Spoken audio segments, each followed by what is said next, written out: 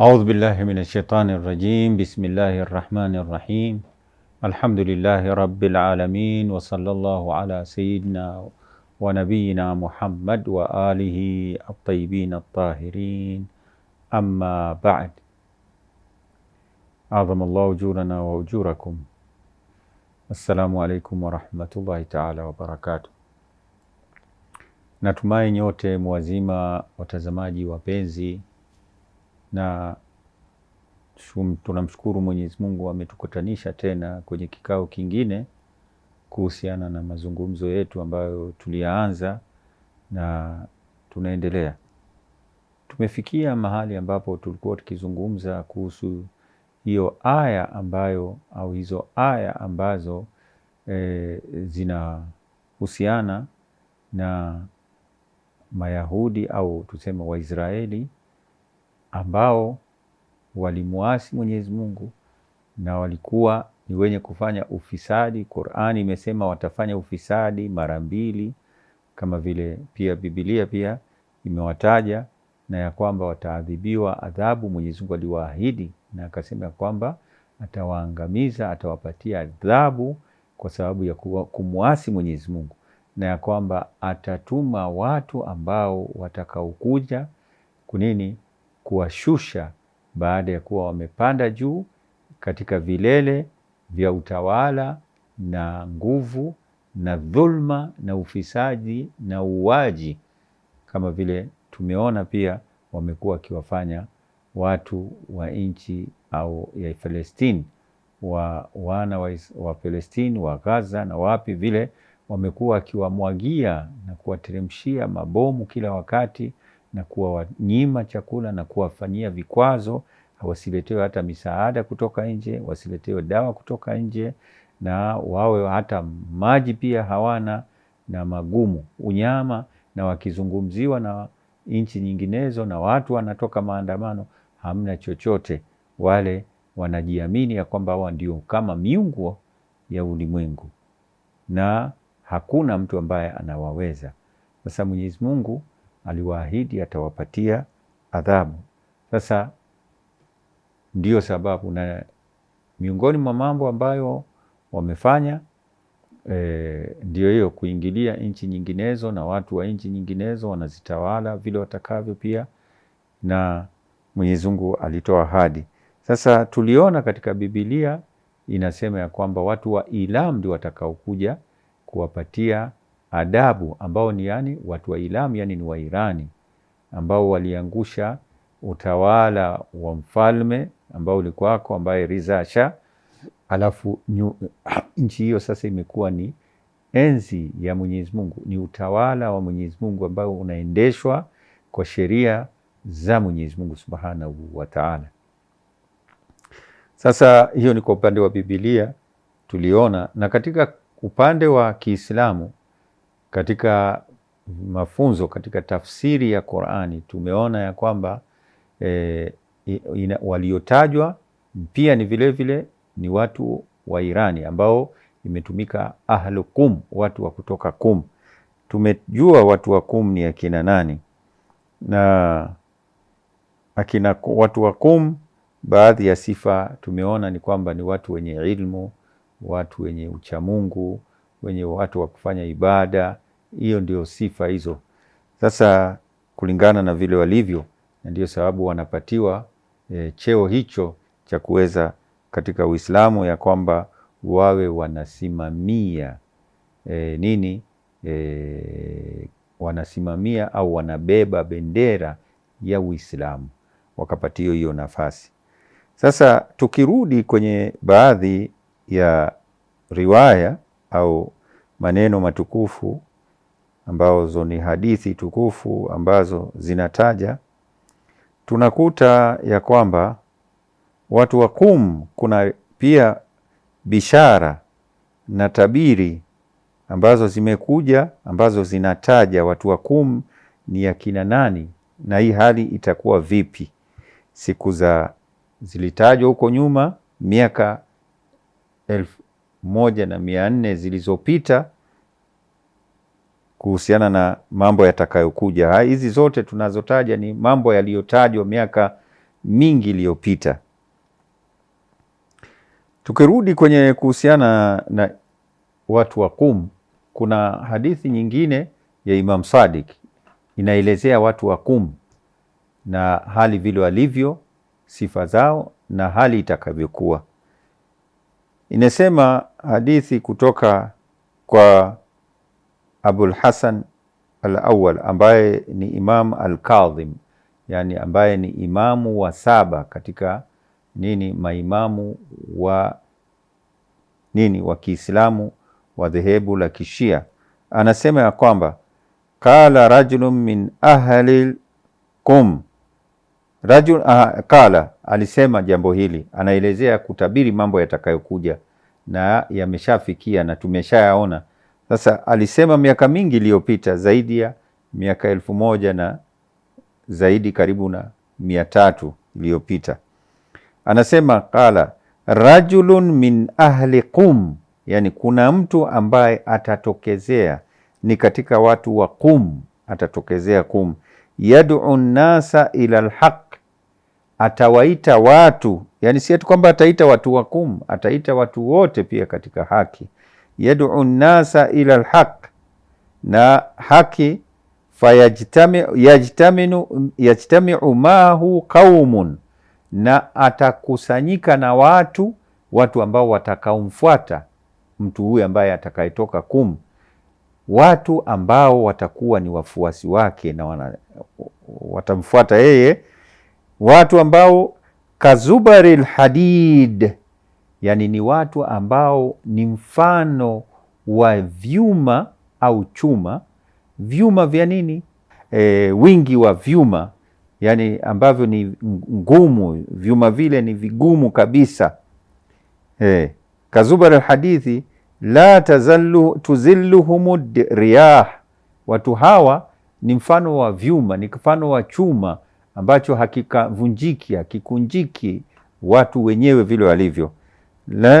Alafu la tuzilluhum riyah, yani hawatetemeshwi na upepo. Upepo unapopiga hawatetemeshi chochote. Al-awasif, upepo mkali. Wala yamilluna min alharb, na vita hawachoki katika vita, yani wanapoingia kwenye vita hakuna kuchoka, wanapigana mpaka mwisho wa vita, bado wako na nashati na wako sawa. Wala yajbanun, na wala hapatwi na uoga, ni mashujaa, hakuna uoga. Wa ala Allahi yatawakkalun, na pia ni watu wa Mwenyezi Mungu. Kwa nini? Yatawakkalun, wanamtegemea Mwenyezi Mungu. Wala aqibatu lilmuttaqin, lakini na mwisho pia wa mambo yote ni kwa watu wacha Mungu. Mambo yote yataishia, wacha Mungu ndio watakaotawala na ndio watakaokuwa ndio watawala wa ardhi ya Mwenyezi Mungu Subhanahu wa Ta'ala. Hili ni jambo ambalo limetajwa kwenye Qur'ani, limetajwa kwenye vitabu vya nyuma, katika Agano la Kale, Agano Jipya, wametajwa ya kwamba muishilizio wa mambo ni ya watu wema, ndio watawala, na ndio wacha Mungu. Na ndio ile pia hata Wakristo wanaomba Mwenyezi Mungu kila wakati, wanasema Baba yetu uliye mbinguni, mfalme wako ufike, ifanyike hapa duniani kama vile inavyofanyika huko mbinguni. Yani kwamba watu watakuwa ni wacha Mungu, na waovu hawatakuwa na nafasi tena ya kutawala. Watu wenye kudhulumu, wenye kumwaga damu, wenye kuua ovyo ovyo hawatakuwa na uwezo. Sasa hawa watu wa Qum wana sifa hii, na kama tujuavyo, mtu ambaye alitoka Qum na akafanya hizi harakati si mwingine isipokuwa ni Imam Khomeini, ambaye alifanya katika zama hizi tumejionea, ambaye aliyetoka Qum. Kabla yake hakukuwahi kutoka mtu kama huyo, na baada yake hakujatoka mtu kama huyo, ambaye alitoka na akawa amelete mabadiliko katika nchi ya Iran, na ikawa imebadilika, na ikawa sasa utawala ni wa wacha Mungu. Wacha Mungu ndio wanaongoza, na miongoni mwao ni huyu kiongozi ambaye aliuawa kidhulma na kumwagwa damu yake bure tu bila sababu ambayo ni ya kuonyesha kwamba yeye alikuwa na hatia yoyote. Yeye ni mtetezi wa wanyonge, na ndio sababu. Sasa kwa hivyo tunapata kutokana na hiyo tunaelewa watu wa kutoka Qum ni watu aina gani. Ni watu ambao na Wairani kwa ujumla wana sifa hizo, kwa sababu hii hadithi pia inasema ya kwamba watakuwa nyuma yake watu ambao wana sifa nini, watakaomfuata. Yani Wairani ambao watakuwa wanamfuata huyu Imam Khomeini ni watu ambao ni mfano wa chuma, yani kazubaril hadid, vyuma ambavyo havivunjiki. Ni watu ambao hawachoshwi hata na vita. Katika vita, wakiingia kwenye vita hawarudi nyuma. Hizo ndio sifa ambazo wako nazo hawa watu, na ndio sababu wakapatiwa jukumu nini, cheo hiki ambacho tumeona katika nini Qur'ani, ya kwamba wao ndio watakuwa na jukumu la kunini, kuangamiza Israeli waovu ambao watakaofanya. Sasa tukiendelea na maneno kuhusiana na hawa wa Irani, tunapata ya kwamba tukifuatilia tuweze kujua ni watu wa aina gani zaidi, tunapata wana sifa gani. Tukitaja sifa zao, mimi ambaye pia naweza kusema ya kwamba kwa muda ambao nimekuwa niko Irani kwa muda wa miaka mingi, nimewaona kivipi, wana sifa zipi, na wengi hata katika nini mnaona nyinyi wenyewe harakati zao, na katika ulimwengu wanaonekana ni watu wa aina gani.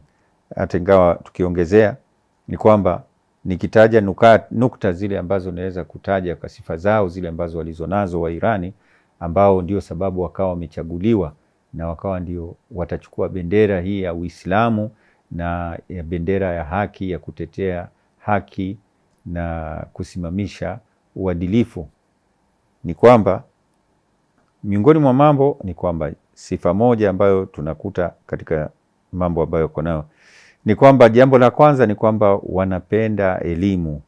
Ni watu ambao kwa kusoma wanasoma sana, na wao wanaifuata elimu mahali popote ilipo, na ndio sababu unakuta kwa muda wa miaka hii ambayo walipata utawala wa Kiirani, tunakuta Irani wamesonga sana kwa muda mfupi sana wa miaka 47. Teknolojia wamefikia wapi, na kiasi cha kwamba hata wanaweza kutengeza mambo kama vile vitu vingi tofauti za kisasa, ambavyo pia nchi nyingine ambazo zinahesabika ni industrial ambazo zimeendelea na nchi zilizosonga mbele, wao pia wanaingia katika hizo.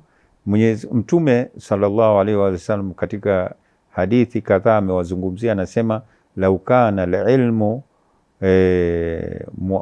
muallakan bithuraya latanawalahu au nasu min alfaris au min faris. Yani madhumuni ya hadithi hii inasema lau kana ilmu ingekuwa katika Thureya. Thureya ni nyota ile ambayo iko juu kabisa. Lau kana ilmu iko kule, watu wa kutoka Faris, yani Iran, wa Persia, na hawa wangefanya bidii kufika huko, na ni kitu ambacho tunawaona huwa hawakati tamaa, wanafanya uvumbuzi. Hata katika vita sasa hivi wanaendelea na vita, lakini at the same time wanazidi kuvumbua mambo na wanatengeza silaha zaidi na kurekebisha yale ambayo wanapata labda kuna kasoro na nini, na kukua sawasawa. Sasa kwa upande huu elimu wanapenda, ni wenye kusoma na ni werevu pia, IQ yao iko juu sana. Mimi mwenyewe pia katika tumesoma nao nimeona walikuwa katika masomo yetu, tunakuta wanafahamu sana vizuri, na unakuta wako mbele, wanajaribu sana kunini. Sisemi ati kwamba ni watu wote katika Iran, lakini katika percentage ni kubwa sana ya watu ambao IQ yao ziko juu na ufahamu wao, na wanapenda kusoma na hachoki. Jambo la kwanza, na hicho ni elimu, unajua ndio faida. Alafu kitu cha pili ni kupenda dini na imani pia vile kama tulivyoona kwenye hadithi ambayo Mtume pia amesema laukana al-imanu au kwingine laukana dinu manutam au muallakan bithuraya latanawarahu. Yani lau kama ilmu au dini, yani au tuseme imani pia vile hadithi hizo zinasema ya kwamba imani ingekuwa huko juu mbinguni huko kwenye nyota hiyo ya Thureia, au dini wangeifata hawa. Na tunaona kama vile Salman alisafiri kutoka wapi akizunguka akitafuta dini iliyo sawa, mpaka ndio akamfikia Mtume Muhammad, akaingia kwenye dini tofauti tofauti mpaka akamfikia, na akawa yeye ndio mbora katika maswahaba ambao walikuwa wa Mtume kwa upande wa imani. Jambo jingine pia ambalo wanalo ni watu ambao wana umoja na hawaangalii, hawana tofauti. Hatusemi ya kwamba Wairani wote wana umoja, hakukosi ambao wana fikra tofauti, kuna watu waovu, kuna nini, lakini kiujumla walio wengi ni kwamba wana umoja. Na bali unakuta wanapokuwa wamevamiwa kutoka nje na maadui, tofauti zao wanaziweka kando, na unakuta wanaungana wote katika kutetea nchi yao na ardhi yao. Yani pia ni wazalendo sana, wanapenda sana nini, dini ya nchi yao, na unakuta mtu yuko tayari kufa na hawaangalia kwamba huyu ni dini fulani. Yani kando na upande wa imani, mambo haya uzalendo wanao sana, na utakuta dini ziko nyingi, madhehebu ziko nyingi, kuna Shia, kuna Suni, kuna Wakristo, kuna Mayahudi, kuna Kalasinga na dini. Wao ndio kwa upande wa mamlaka, utawala wametangulizwa, yani katika uongozi wameweka watu wenye dini, wenye imani, wenye uchamungu, na ambao ndio wanaongoza. Hilo ni jambo ambalo ni muhimu sana na wanaangalia, na hilo linasaidia katika jambo kama hilo. Yani nchi inapokuwa sasa watu wa Mungu ndio wanatawala, watu wacha Mungu ndio wanatawala, kwa hivyo nchi inakuwa imeendelea na watu wanakuwa ni wenye kuchunga sheria za Mwenyezi Mungu na kuchunga haki zisije zikapotezwa, uadilifu uweze kufanyika. Sasa hili ni katika mambo ambayo yanasaidia katika Wairani kuweza kufanikiwa, na Mwenyezi Mungu anakuwa yuko mwenye radhi nao katika jambo hilo. Jambo lingine pia vile ambalo sifa nyingine ambayo wakanao katika sifa ni wao wenyewe pia wanawajua watu wema, wanawajua wacha Mungu, hawahadaiki tu hivi kiwepesi. Ndio kuna watu ambao ndio saa zingine wanawahadaa na wanaweza lakini baadaye wanajua haraka ya kwamba huyu mtu si mtu mwema, mtu huyu sio katika watu ambao wanawaongoza, wanajua huyu si mtu mwema, na wanakuwa ni wenye kumpinga. Sasa hili ni jambo ambalo pia linasaidia watu kujua viongozi wao, watu walio wema, watu ambao ni wacha Mungu, watu wenye kujitolea, watu ambao wako kwa ajili ya kuwahudumia binadamu wenzao, na watu wasiopenda kutaka kuwakandamiza watu wengine. Wao wana bahati, jambo hilo wanalifahamu. Hilo ni jambo ambalo wamefanikiwa kuwa na, ile ni katika mafanikio ya nchi na watu kuwa vile. Jambo nyingine ni kwamba wanaposikia sauti na malalamishi na shida za wanyonge, wao wanakuwa ni wenye kutegemea kujitokeza. Na hili ni jambo ambalo Mwenyezi Mungu katika Qur'ani amesema ya kwamba wama lakum la tuqatiluna fi sabilillah, ni kitu gani ambacho kinawazuia nyinyi kujitokeza kupigana katika njia ya Mwenyezi Mungu, na hali ya kuwa walmustadhafina minar rijal, na watu wanyonge wenye kuteswa, watu wenye kuumizwa katika wanaume, rijali wanisai, na wanawake, walwildan, watoto, alladhina yakuluna, watu ambao wao wanasema wakimlia Mwenyezi Mungu, rabbana, ewe Mungu wetu, akhrijna min hadhihi alqaryati adh-dhalimi, Mwenyezi Mungu tuondoe katika mji huu ambao watu ni wenye kudhulumu watu wake, waj'al lana min ladunka waliya, na utupatie kiongozi, waj'al lana min ladunka nasira, na utupatie mwenye kutunusuru. Yani Mwenyezi Mungu anasema ya kwamba watu watu wanatakana kutoka na kusaidia. Malakum ithaqaltum ila ardhi, yani je, nyinyi kwa nini mnakwamilia kwenye ardhi, hamtaki kufanya harakati katika kutoka katika njia ya Mwenyezi Mungu na kutetea watu na kutetea haki? Hilo ni jambo ambalo Mwenyezi Mungu analikataza. Hawa mafanikio ni kwamba wanajitolea, na tunaona ya kwamba vipi wameweza kusaidia nchi kadhaa. Tunaona Yemen wamewasaidia vipi mpaka wameweza kujitoa kwenye dhulma, wamewasaidia Wapalestina, wameweza kujitokea na kuwasaidia na kiwango kikubwa, na wao wenyewe watu wao wa Iran wameuliwa katika kutetea Palestina. Viongozi wengi wameuliwa, watu wengi wameuliwa kwa sababu ya wao wanajaribu kuwatetea. Ukiona Lebanon, na kuna wakati wa Lebanon walipigwa sana na Israeli, wao walijitolea mali zao, madhahabu. Wanawake walikuwa wakitoa dhahabu, mahari yao ambao wamepewa kama mahari, dhahabu chungu nzima walitoa katika kusaidia nchi hiyo pamoja na Palestine. Yani inasemekana karibu nusu tani ya dhahabu ilitolewa katika watu walikuwa wakijitolea, na hili ni jambo ambalo wanafanya kila wakati. Na pia kuna jambo hilo la uzalendo. Kuna mtu mmoja ambaye alijitolea, kwa mfano vita vilipoanza Irani, baina ya Iran na Iraq, kuna mtu ambaye alikuwa ni Muirani lakini alikuwa anaishi Kuwait.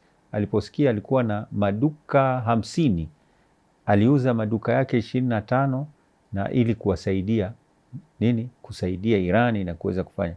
Baadaye ilitokezea pia vile ile mali yake walijulikana, kwa sababu kulikuwa kuna vikwazo pia. Wairani walikuwa wamewekewa vikwazo, wasiuziwe silaha, wasifanyiwe lakini yule alifanya vipi? Wakawasaidia hata vitu kama hivyo, akawa ananunua vitu akiingiza, akiwasaidia. Serikali ya Kuwait ilipojua ikamnyang'anya maduka yake hayo mengine 25, na akawa amefukuzwa na akatoka akarudi Iran, akawa anaishi kwa njia ya umaskini, nyumba ambayo alikuwa anaishi basement ya hizi nyumba za chini hizi, hana hali. Mwishowe baadaye pia alishiriki kwenye vita hata akafariki. Yani kuna watu kama hao na wanajitolea katika kusaidia. Na katika jambo jingine ambalo walilo nalo ambalo pia liko